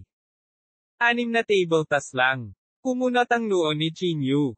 Ito ay bahagyang mas mababa kaysa sa naisip niya. Dapat sapat na ang 6, sabi ni Chinyu sa mahinang boses. Pagkatapos ng lahat, ito ay isang purple gold pill. Para sa iba, sapat na ang purple gold pill para umabant mula sa gitnang yugto hanggang sa huling yugto ng Martial Marquee Realm. Susunod, oras na para sumubok at makalusot, sabi ni Chinyu sa malalim na boses. Naka-cross-leg siya sa lupa, at ang espiritual na enerhiya na matagal niyang pinigilan ay nagsimulang dumagsa sa sandaling ito. Ang maladagat na espiritual na enerhiya ay pumuno sa kanyang buong katawan, at ang mabangis na hangin sa kagubatan ng bundok ay umalingaw-ngaw na may mga tunog ng swoosh-ing. Matagal na sanang umaban si Chinyu sa intermediate stage ng martial marquee realm, ngunit pinipigilan niya ang kanyang cultivation. Ngayong naalis na ang pagsupil, ang nakakatakot na espiritual na enerhiya ay sumabog na parang rebound. Inabot ni Chinyu ang kanyang kamay at pinasok ang purple gold pin sa kanyang bibig. Kasabay nito, nilunok ni Chinyu ang natitirang ice heart lake sa kanyang tiyan. Ang gayong nakakatakot na espiritual na enerhiya ay parang isang malawak na karagatan, na agad na nilamon ang buong katawan ni Chinyu. Ang kanyang ginintoang core ay umiikot sa gitna ng espiritual na enerhiya. Ang espiritual na enerhiya ay gumagalaw kasama nito, na bumubuo ng isang maliit na puyo ng tubig sa kanyang katawan. Ang sobrang siksik na espiritual na enerhiya ay pumuno sa katawan ni Chinyu, na nagdulot ng mga tipak ng puting chi na namuo sa kanyang katawan. Sumimangot si Chinyu at pinagpawisan siya ng malamig. Pilit niyang tiniis ang pasanin ng espiritual na enerhiya sa kanyang katawan. Natural na hindi madali ang paghakbang sa advanced stage ng martial marquee realm ng sabay-sabay. Gayunpaman, para sa kasalukuyang Chinyu, ito ang pinakamabilis na bilis. Lumipas ang oras sa bawat minuto, at sa isang kisap mata, isang linggo na ang lumipas. Si Tang Mo, ang lalaking may bigot, at ang iba pa mula sa pamilya Tang ay hindi maiwasang mag-alala. Isang linggo na. Bakit wala pa rin gumagalaw? Sumimangot si Tang Mo at nagtanong. Walang internal chi fluctuation sa posisyon ni Chinyu, sabi ni Tang Sheng sa malalim na boses. Sa puntong ito, tumingin si Tang Mo sa lalaking may bigot at sinabi, hindi ba dapat kang pumunta at tingnan?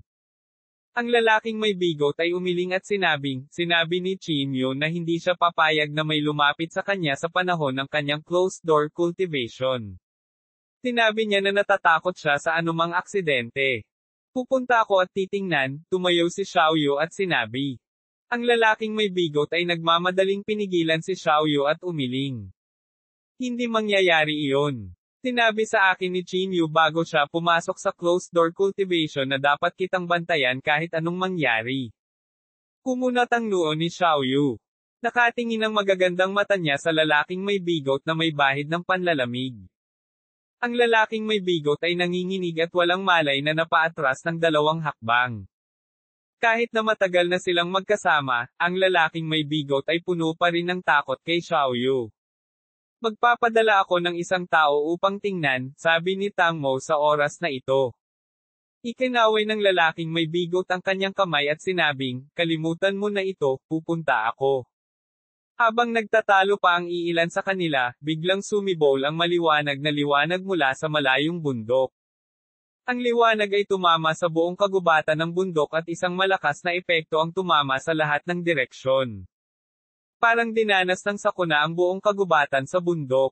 Ang mga puno ay nabali, ang hanay ng bundok ay gumuho, at ang mga mababangges na hayop ay agad na naging mga tuyong buto. Anong nangyayari? Paano magkakaroon ng napakalakas na puwersa? Ang mga ekspresyon ni Tang Mo at ng iba ay hindi maiwasang magbago. Maging si Tang Sheng ay sumimangot.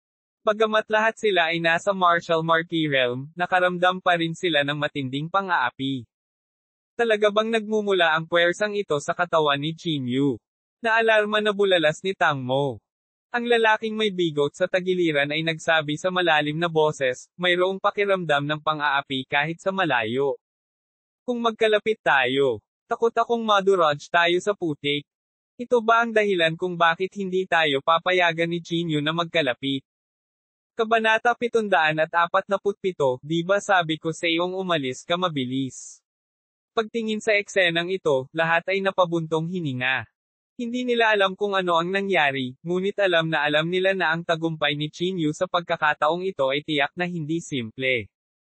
Tuldok. Sa kagubatan ng bundok, ang mga alon ng liwanag ay sumabog mula sa katawan ni Chinyu.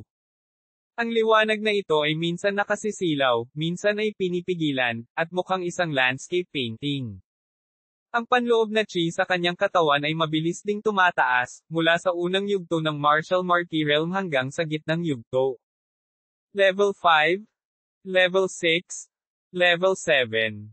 Papalapit na siya ng papalapit sa huling yugto ng Martial Marquee Realm. Isa-isang pinasok ni Chinyu ang purple gold pill sa kanyang kamay sa kanyang bibig. Sa isang kisap mata, 2 na lang sa 6 na purple gold pills ang natira. Sa oras na ito, isang hakbang na lang ang layo ng Chinyu mula sa huling yugto ng Martial Marquee Realm. Sa sandaling ito, isang figure ang biglang lumitaw sa kagubatan. Ang taong ito ay may magandang figure at puno ng kagandahan. May bahid ng hanging malandi sa bawat galaw niya. Ang taong ito ay walang iba kundi ang babae mula sa Han Palace na dumating upang agawin ang maskara sa huling pagkakataon.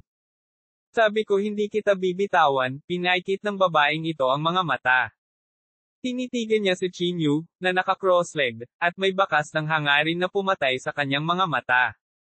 Si Chinyu, na nasa closed-door cultivation, ay natural na naramdaman ang bakas na ito ng kakaibang internal chi. Hindi niya maiwasang sumimangot, pero hindi naman siya masyadong nagpanik. Ang babaeng iyon ay nagtatago sa dilim at hindi nagmamadaling kumilos, na para bang naghihintay ng pagkakataon. Ganoon din si Chinyu. Hindi niya pinansin ang babaeng ito. Sa panahon ng kritikal na panahon ng isang pambihirang tagumpay, talagang hindi siya maabala. Lumipas ang oras, at sa isang kisap mata, gabi na. Ang espiritual na enerhiya sa katawan ni Chinyu ay muling sumabog, at lahat ng espiritual na enerhiya ay natipon sa kanyang dantian. Gamit ang ginintoang core bilang sentro, ito ay dahan-daang hinihigop. Ngayon na ang oras. Nanliit ang mga mata ng babae, at pagkatapos ay kumislap ang kanyang anyo habang naglalakad siya patungo kay Chinyu. Chinyu? Nagkita tayong muli. Kaakit-akit ang boses ng babae. Ang alindog na ito ay medyo katulad ng kay Fang Yu, ngunit tila mas malandi ito kaysa kay Fang Yu. Pinaikit ni Chinyu ang kanyang mga mata at hindi pinansin ang babaeng ito. Naisip mo na ba ang mga kahihinatnan ng pagpapahinto sa Han Palace? Sabi ng babae sabay ngiti ng walang pakialam. Hindi siya pinansin ni Chinyu. Naka-cross-leg siya doon na parang walang tao. Naglakad ang babae sa harap ni Chinyu. Iniunat niya ang kanyang makinis na palad at dahan-dahan itong inilagay sa dibdib ni Chinyu. Speaking of which, puro tukso talaga ang katawan mo. I really can't bear to kill you just like that, sabi ng babae sa maisla na boses. Puntong hininga, ngunit napakaraming bagay ang iyong sinira para sa akin at nakapatay pa ng mga tao mula sa Han Palace. Kaya ko lang tiisin ang sakit at patayin ka. Napabuntong hininga ang babae, at medyo nanghihinayang ang tono nito. Sa sandaling ito, sa wakas ay ibinuka ni Chinyu, na naka-cross-leg sa lupa, ang kanyang bibig. Sinulyapan niya ang babaeng ito at walang pakialam na sinabi, kung ayaw mong mamatay, mas mabuting layuan mo ako.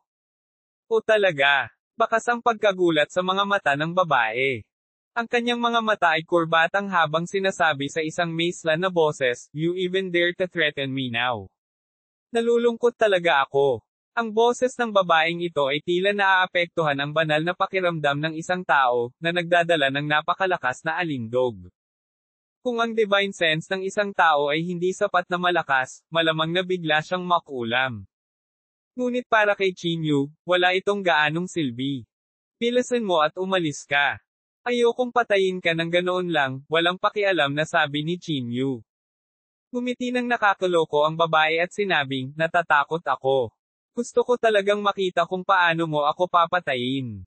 Habang nagsasalita siya, nakapulupot ang mga kamay ng babae, at ang mga daliri niyang parang scallion ay tumusok diretso sa dibdib ni Chinyu.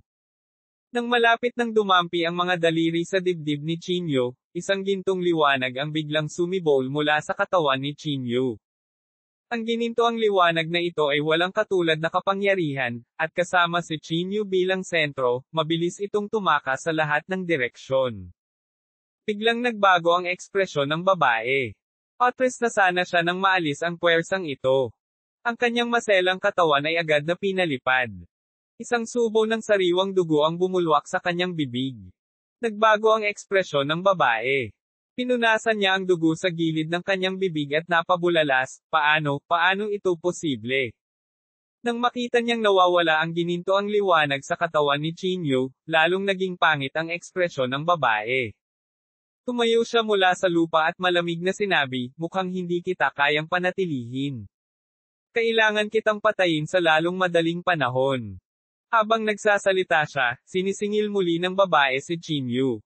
Buzz! Sa sandaling ito, biglang naglabas ng kakaibang kapangyarihan ang katawan ni Chinyu. Kumalat ang kapangyarihang ito sa paligid na parang nakabuo ng kakaibang aura. Ang mga nakapaligid na puno ay nagsimulang matuyo sa napakabilis na bilis. Ang lahat ng nabubuhay na nilalang ay inilabas sa kanilang panloob na chi at nagtipon patungo sa katawan ni Chinyu. Anong nangyayari? Grabe, nagbago ang ekspresyon ng babae. Malinaw niyang nararamdaman na ang panloob na chi sa kanyang katawan ay umaagos palayo. At ang panloob na chi na umaagos palabas ay sinipsip lahat sa katawan ni Chinyu. Paano ito nangyari? Sinubukan ng babae ang lahat para pigilan ang pag-agos ng internal chi, ngunit napagtanto niya na kahit anong pilit niya, hindi niya ito mapigilan. Hindi. Kung magpapatuloy ito, baka masipsip ako ng tuyo, tumulo ang butil ng pawis sa noo ng babae. Gusto niyang tumakas, ngunit ang panloob na chi ay mabilis na umaagos palabas. Ang kanyang katawan ay nagsisimula ng manghina, at maging ang paglalakad ay tila napakahirap. Ang panloob na chi ay dumadaloy sa katawan ni Chinyu, ngunit ang babae ay tuluyan ng nawalan ng lakas. Bumagsak siya sa lupa, hindi makagalaw. Anong klaseng kakaibang spell ito? Ang babae ay labis na natakot. Umakyat siya sa lupa, sinusubukang makatakas. Ngunit sa sobrang bilis, wala na siyang lakas para umakyat. Nakahiga lang siya sa lupa na walang magawa. Buzz! Sa sandaling ito, ang mga daloy ng ginintoang liwanag ay lumabas mula sa katawan ni Chinyu. Kasunod nito, ang kanyang panloob na chi ay nagsimulang tumaas ng mabilis. Ang katawan ni Chinyu ay unti-unting naging malinaw mula sa dark gold. Sa isang sulyap, makikita pa nga ang mga kristal na puting buto. Gayunpaman, sa isang maikling sandali, ang kanyang balat ay naging tanso. Ang mungkahi ng kanyang panloob na chi ay makikita sa mata. Boom! Isang panloob na chi ang lumabas sa katawan ni Chinyu. Ang panloob na chi na ito ay bumaril ng diretso sa kalangitan, na nagpapakalat sa mga ulap sa kalangitan. Ang lupa sa ilalim ng mga paa ni Chinyu ay gumuho. Ang orihinal na malago na kagubatan ay naging earthen yellow roan sa isang kisap mata. Natakpan ng alikabok ang langit at natakpan ang araw, na ikinukubli ang paningin ng isang tao.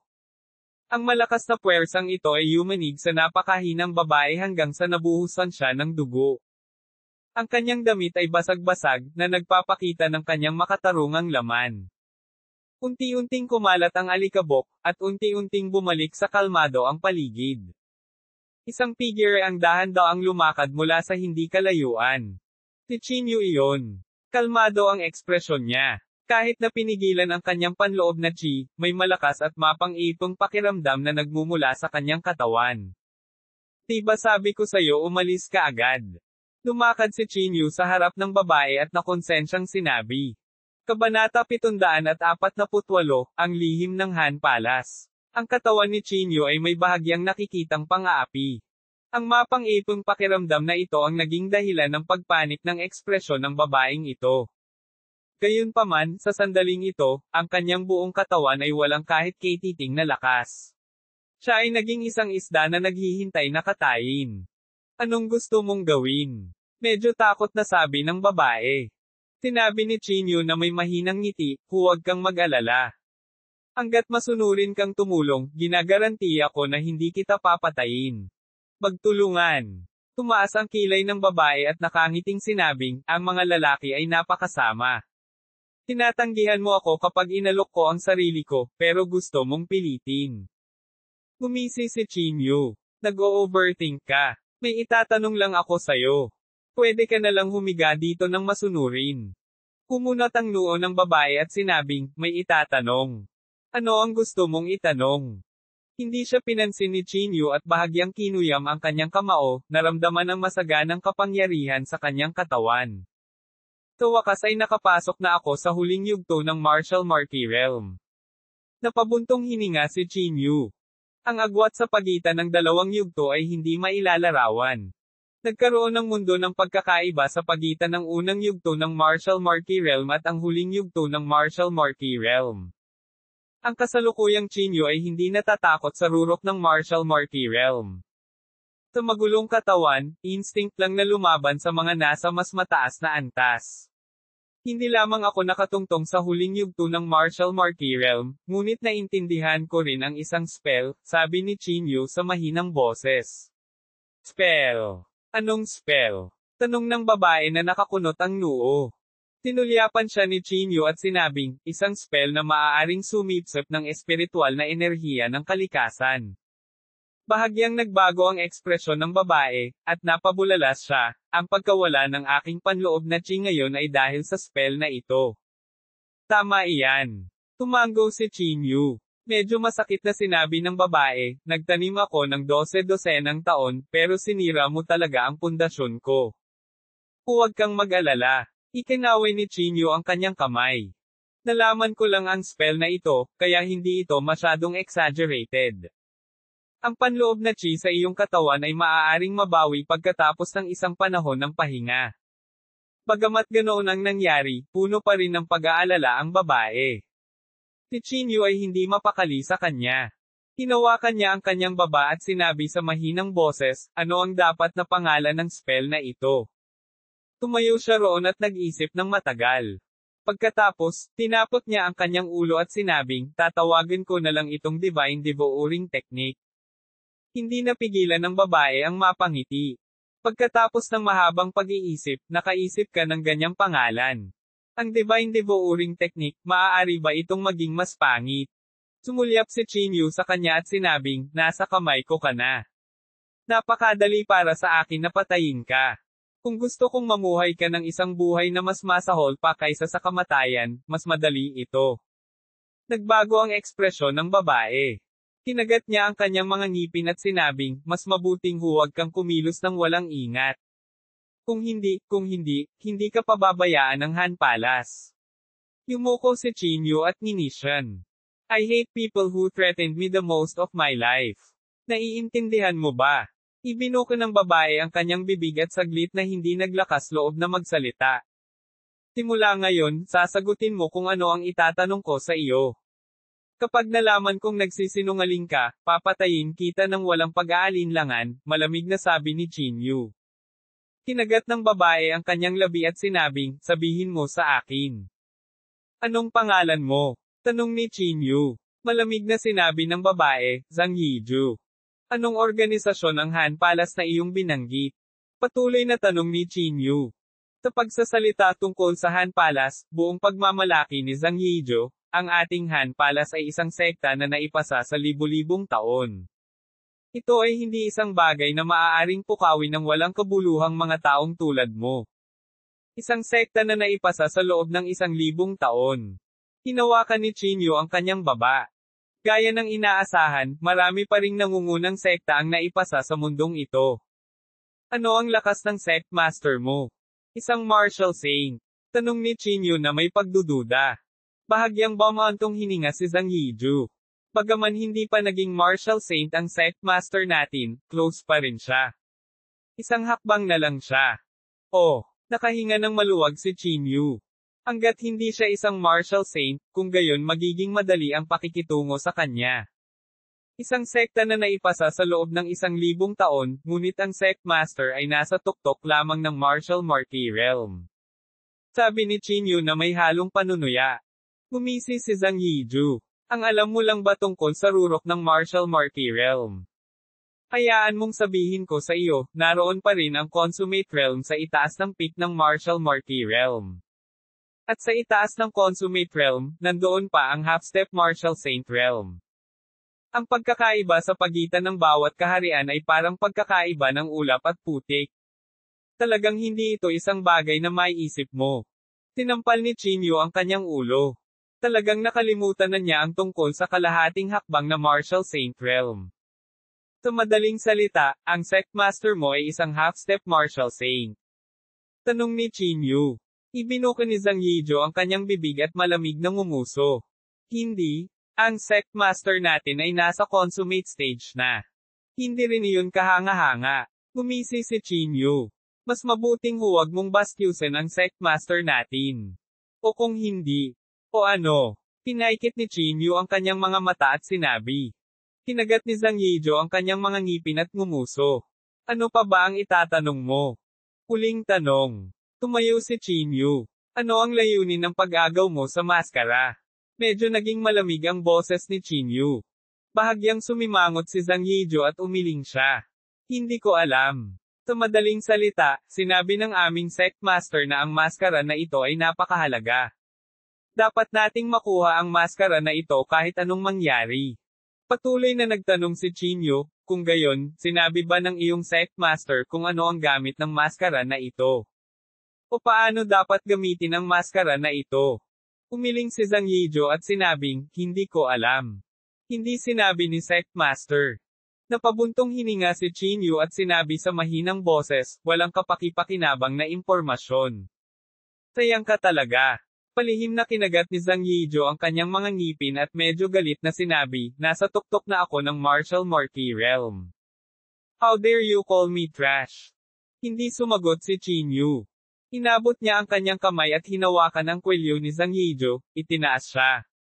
Natarante si Zhang Yijo. Nag-aalalang sabi niya, ano? Anong ginagawa mo? Bitawan mo ako.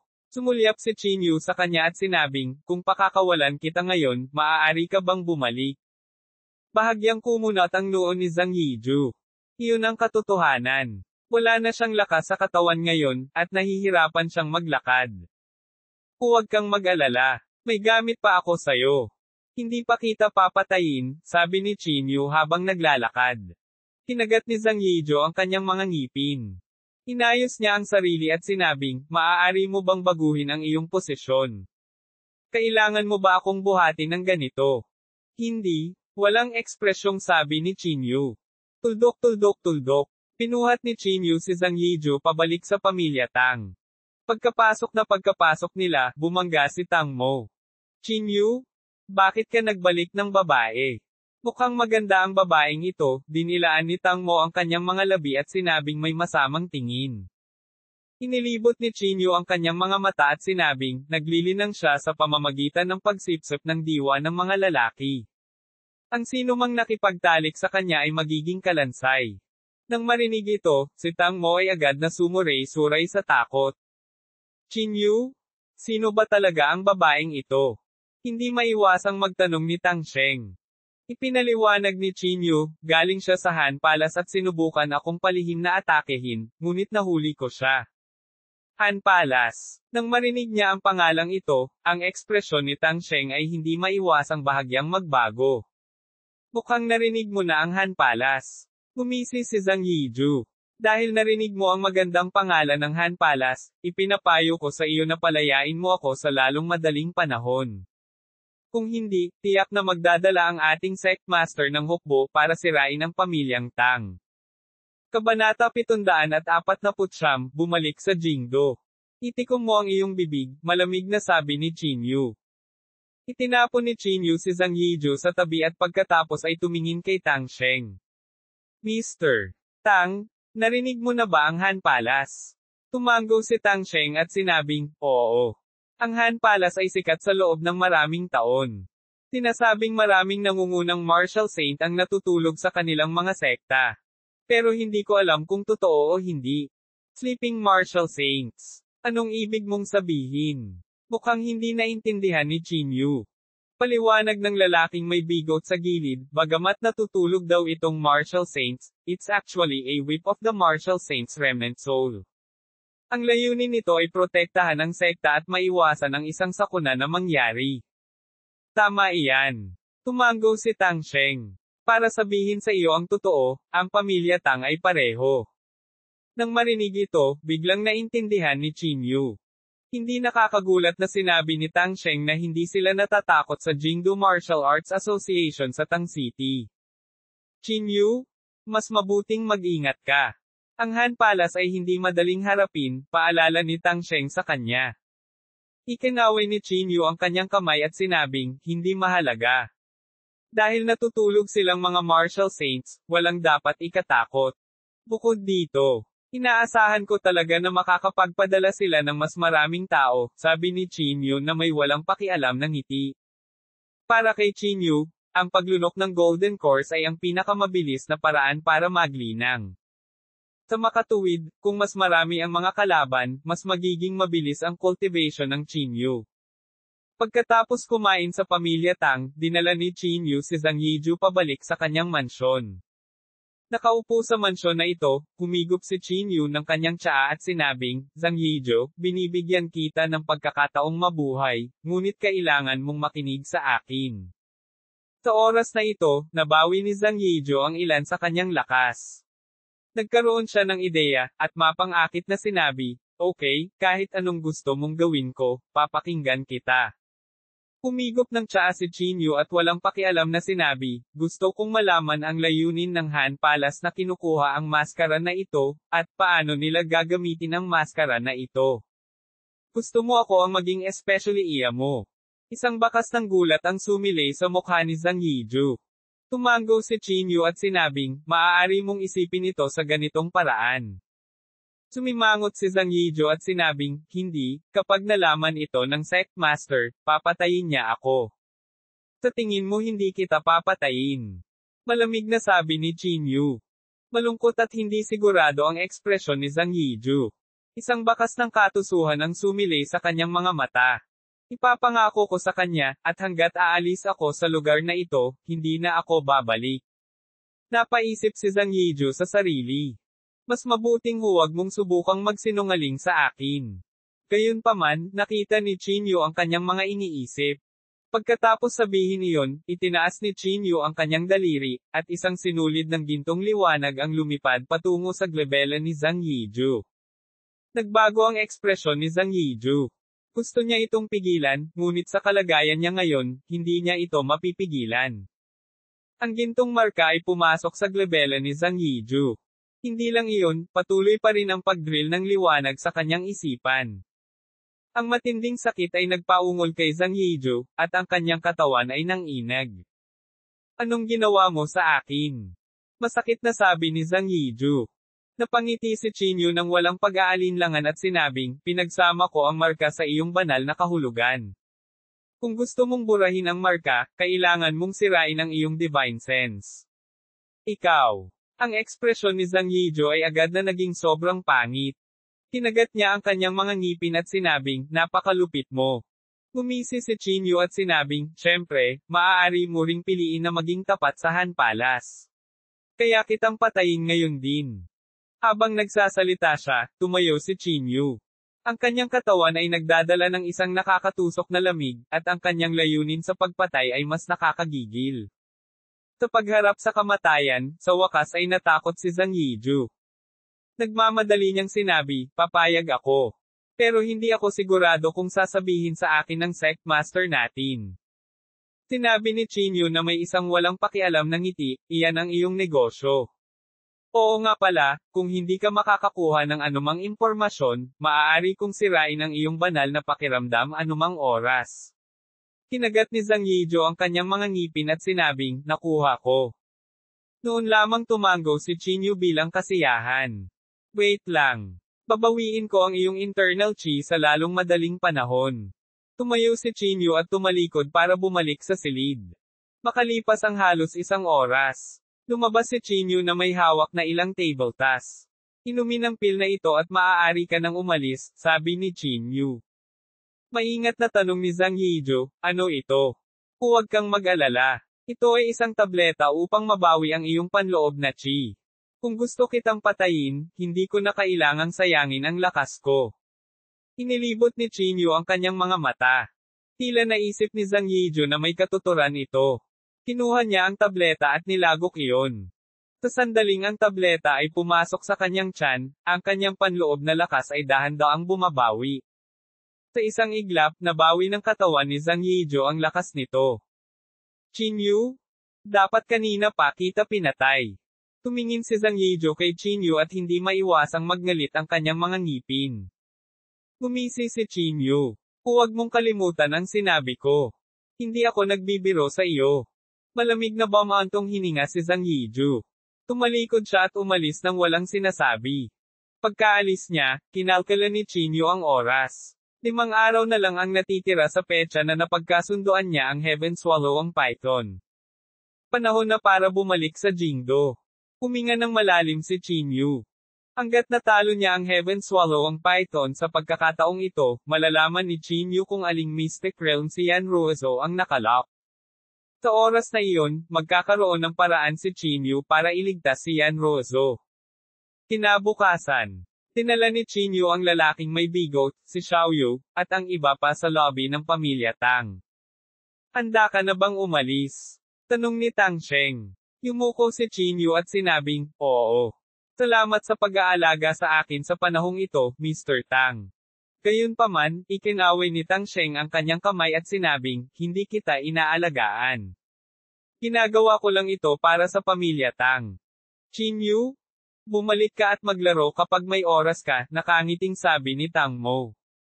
Napangiti si Chinyu at sinabing, huwag kang mag-alala, young Master Tang. Babalik talaga ako kapag may time ako.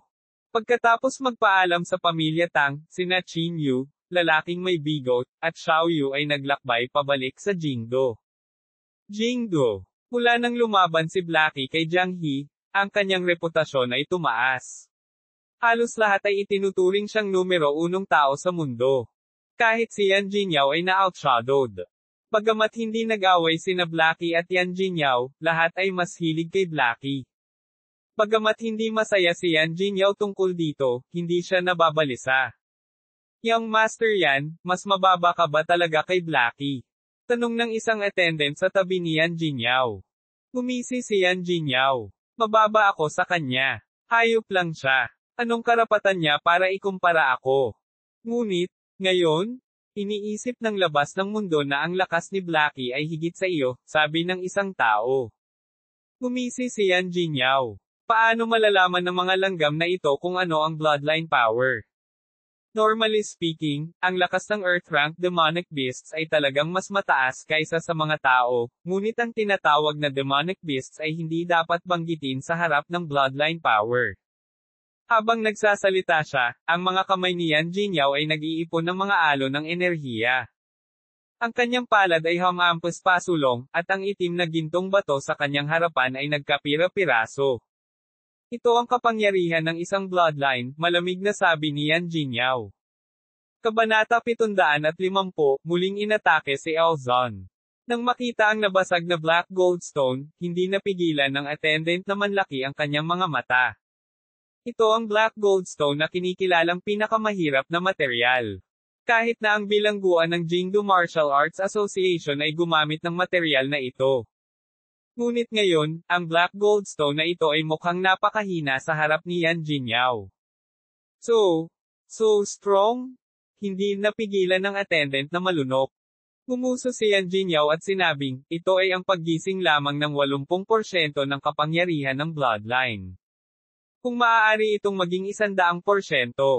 Panipi. Ang kapangyarihang iyon ay hindi maiisip. Lalo pang nagseselo si Yan Jingyao. Sinubukan niya ang lahat ng paraan na naiisip niya, ngunit hindi na siya makasulong pa. 80% daw ang limit niya. Sa kabutihang palad, hindi makapag-cultivate si Yanruozo, bulong ni Yan Jingyao. Sa pag-iisip nito, nakahinga ng maluwag si Yan Jingyao. Tuldok. 4 na araw na lang ang natitira bago ang huling labanan sa pagitan ni Chinyu at Blackie. Sa araw na ito, nakatayo si Blackie sa harap ni Lola Chin sa isang silid sa Martial Arts Academy. Blackie, ikaw ang buong pag-asa ko. I see you as my descendant, walang pakialam na sabi ni Lola Chin habang humihigop ng tsaa. Yumuko si Blackie at sinabing, Lola Chin, alam ko. Nakikita rin kita bilang nanay ko. Tumangala si Lola Chin kay Blackie at nagpatuloy, gusto kong ikaw ang numero 1 tao sa mundo. Isang taong naabot na ang rurok ng martial arts. Ang Chinyu ay isang stepping stone lamang para sa iyo, kaya hindi ka matatalo.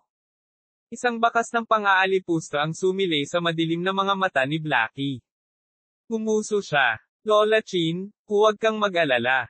Si Chinyu ay hindi karapat-dapat na banggitin. Sinabi ni Lola Chin sa malalim na boses, huwag mo siyang masyadong maliitin. Kumuha lang siya ng isang tangkay ng 10,000 taong gulang na damo. Talagang gaganda ang kanyang lakas. Huwag kang mag-alala. Naikuyom ni Blackie ang kanyang kamao. Hindi karapat-dapat na banggitin si Chinyu.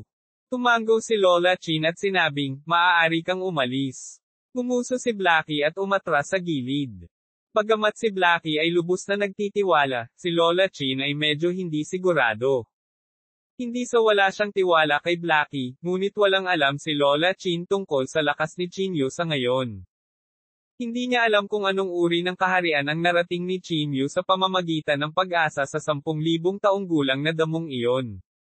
Kung siya ay tumuntong sa tuktok ng Martial Marquee Realm, ang kahihinatnan ay mahirap hulaan. Dahan daw ang tumayo si Lola Chin. Tumayo siya at umalis sa Martial Arts Academy bago bumalik ng direkta sa Jingdu Martial Arts Association. Nakaupo si Ziyahang sa opisina ni Exiko. Nang makitang pumasok si Lola Chin, mabilis na tumayo si Ziyahang at magalang na tumawag, Granny Chin. Tumango si Lola Chin at casual na nagtanong, may balita ba mula sa mga nakatataas kamakailan? Umiling si Ziyahang at sinabing, hindi. Hindi na nagsalita si Lola Chin at tumango lang. Nakuha ko. Kung may anumang balita mula sa mga nakatataas, tandaan na ipaalam sa akin. Oo, Lola Chin. Yumuko si Ziyahang at sinabing.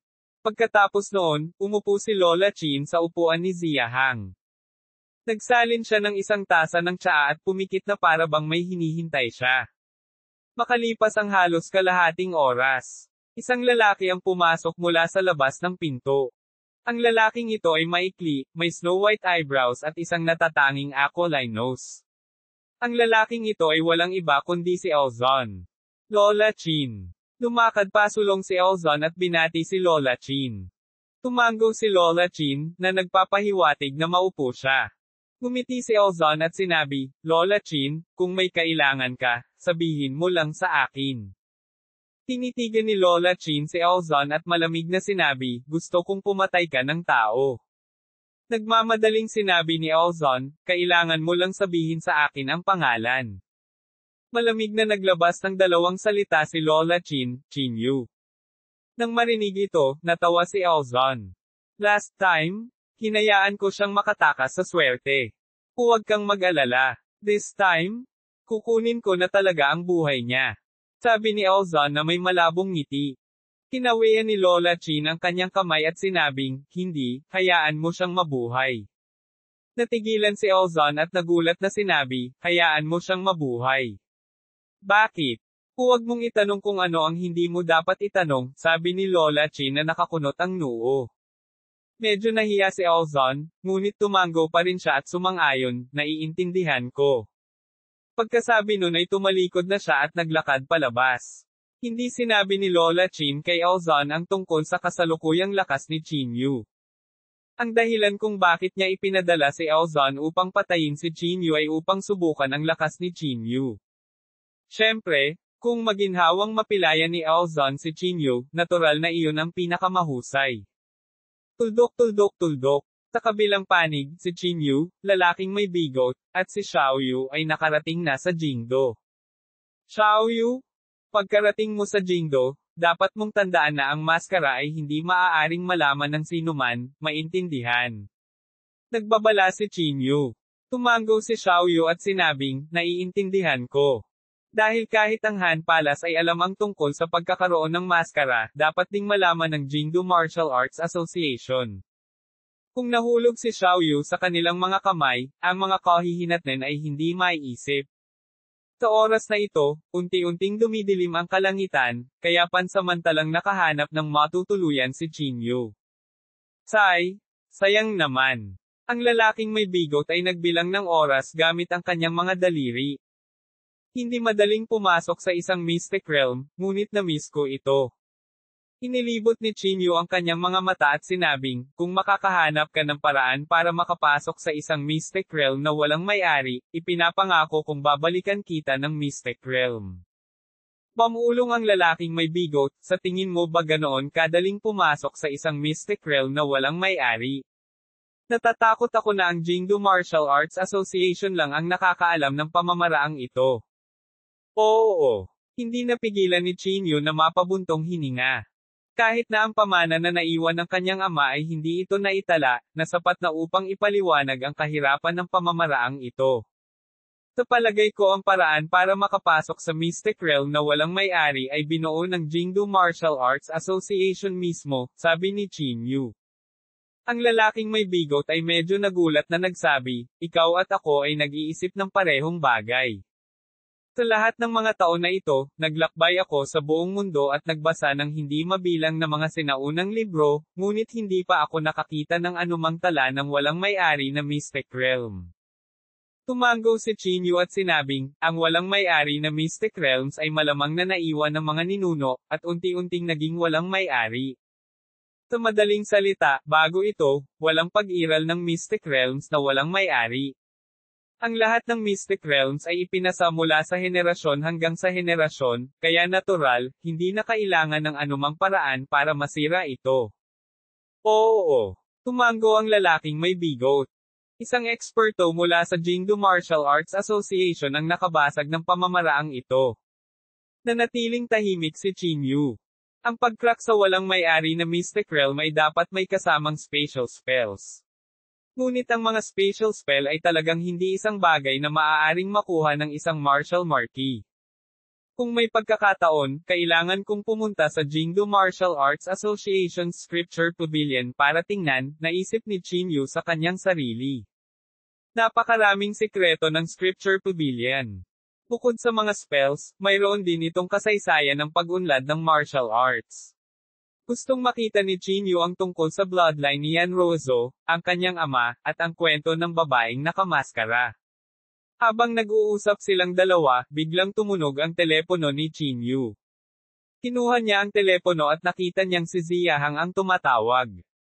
Sinabi niya sa telepono, Chin Yu, pinadala ni Lola Chin si Ozan para patayin ka. Takbo.